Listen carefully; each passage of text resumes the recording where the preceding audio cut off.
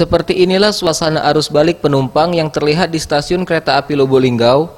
Tampak keramaian penumpang yang telah mengantri keberangkatan sejak pagi hari dengan tujuan kota Palembang dan sekitarnya, membuat tiket tempat duduk kereta api di kelas ekonomi maupun bisnis dan eksekutif telah habis terjual hingga 14 Juni 2019 mendatang.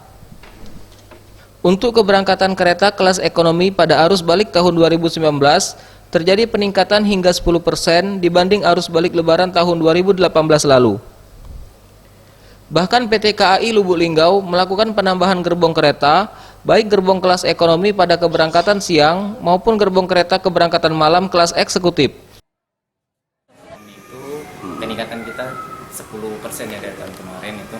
Karena tahun kemarin tuh H-7+7 tuh habis. Nah, tapi di tahun ini H-12 dan saat ini pun plus 12 pun sudah habis.